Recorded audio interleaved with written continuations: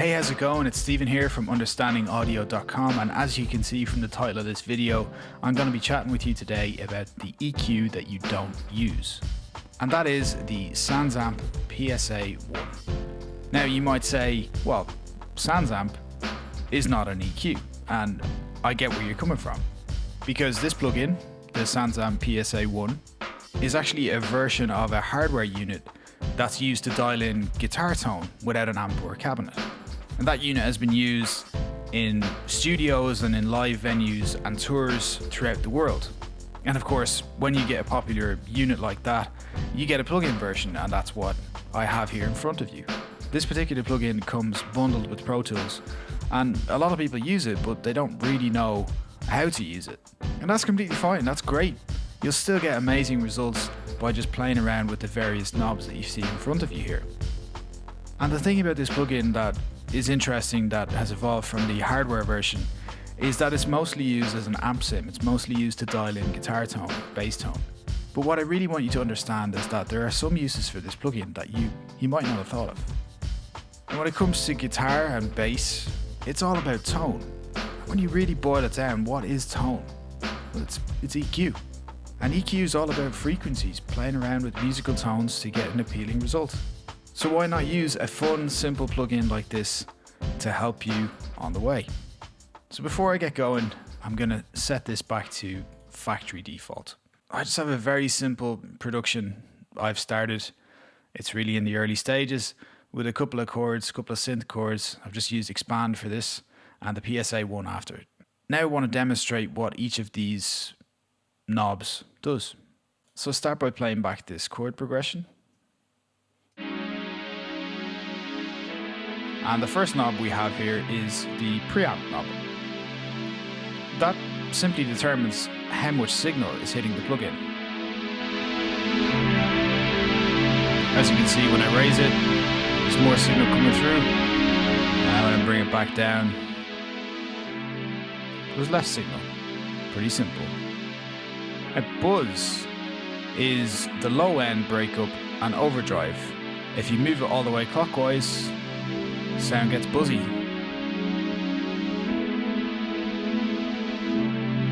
So this is your low end part of your EQ, the SansAmp EQ. If I take it out, I'll lose the low end.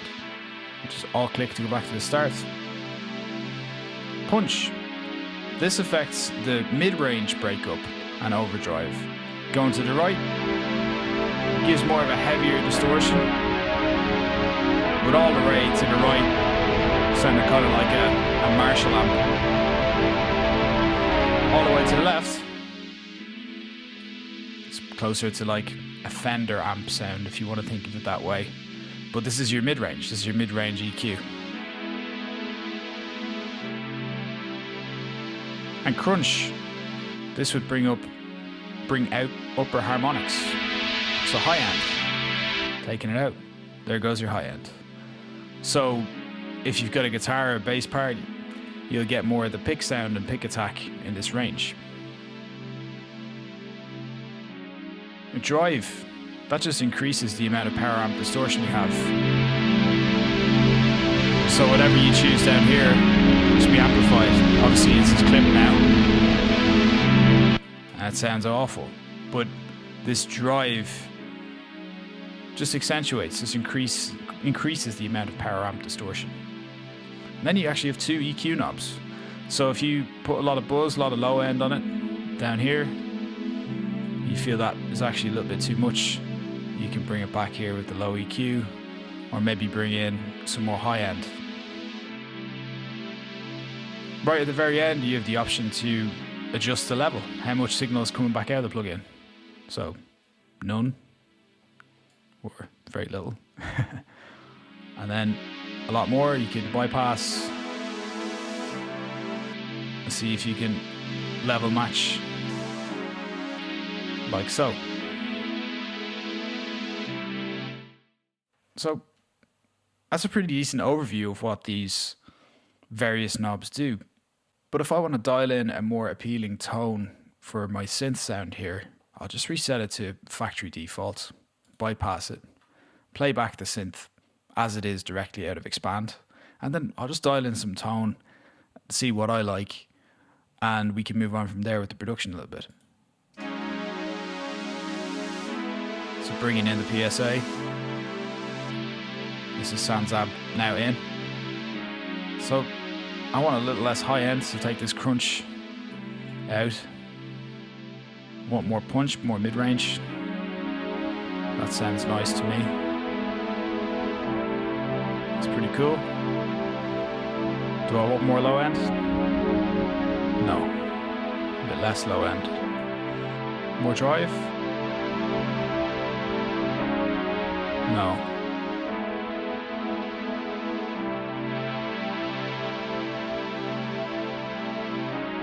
I just check in the signal on the way in, the way out.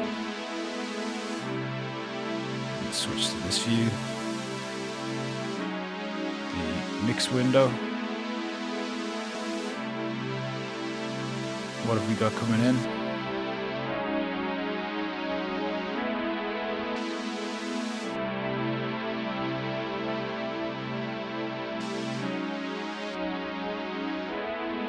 Now they're level matched.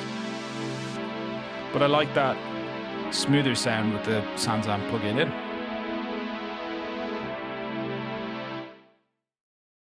Now instantly I've changed the tone of this synth, and that's great at this stage in the production because it's so early. Now I just have to make sure it matches and it blends with the rest of the elements that I've put in, and that tone change and that level change, well, the level's pretty much the same, but that tone change actually suits what I was doing previously. So I'll just play it through.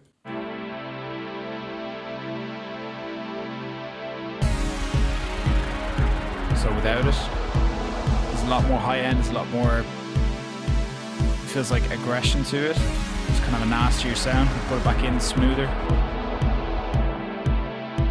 But my kicks are probably too high now with it in.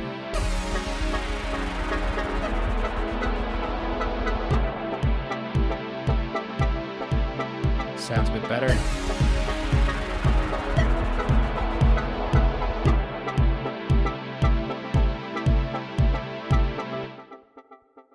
If I just play this section again, take it in and out.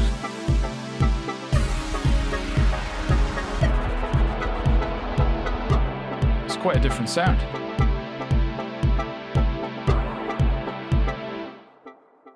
And that's me demonstrating the plugin directly on a track, which I would tend to do more in the production phase to lock in a sound rather than in the mixing stage. But if you did want to use the SansAmp plugin without messing up your pre-existing sounds, you could always create it as a send. So if I want to send from the kicks, let's say I create a mono aux input and just call it SansAmp, and just select any mono bus. This one will do. Call it SansAmp. And then let's say we want our kicks, both kicks sending to SansAmp, but we want them going in at different levels. So I'll send in this one and Alt drag down. I just alt click up, so it's sending the full level of the kick through to this SansAmp bus. Put it in solo safe so that it's always playing. And then don't forget to add in the plugin itself. It's under harmonic, and you've got SansAmp PSA. I'll just play it back. Right, so for one, a lot of low end.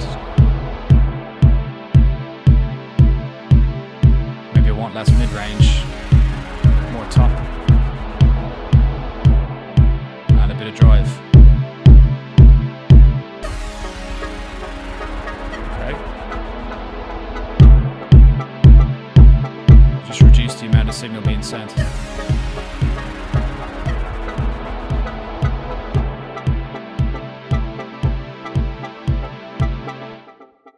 Okay, so you can see it's just adding a flavor of that SansAmp.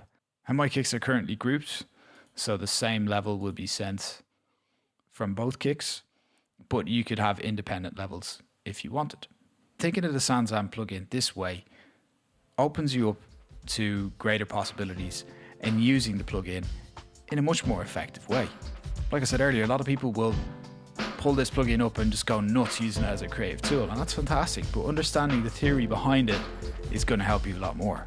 So now the next time you want to spice up a mix with some distortion, an amp sim, or just add this to a vocal or some sort of synth that you're using, you'll know exactly what to do. You'll know exactly how to dial it in like an EQ with your low end, mid-range and high end. As you can see, this is a very flexible tool. Now I'm sure you want to get to using this tool straight away, so I won't keep you much longer. All I'll ask is that if you enjoyed this video, hit that like button down below and do not forget to subscribe. If you want to take it a step further, hit the little bell so you get post notifications to know when I post a new video. And if you really want to take it a step further, I love giving stuff away. I love giving stuff away for free. Call me crazy, it's just something that I love to do. And if you haven't got it already, make sure to go to getpromixes.com and download my free guide, the one hack that guarantees a unique pro sounding mix. Now in the modern world of clickbait, you might say that that title sounds a bit gimmicky, and yeah, it probably is. But I guarantee you that every piece of information in that guide is incredibly applicable to what you're doing when it comes to creating great music. It's all about referencing the existing greats and adapting techniques, styles and tools into your arsenal and into your method so that you can get the results that you want out of your music. So to get it right now, go to getpromixes.com and it's all yours for free today. I'll be back with another video very, very soon. And in the meantime, keep having fun making great music.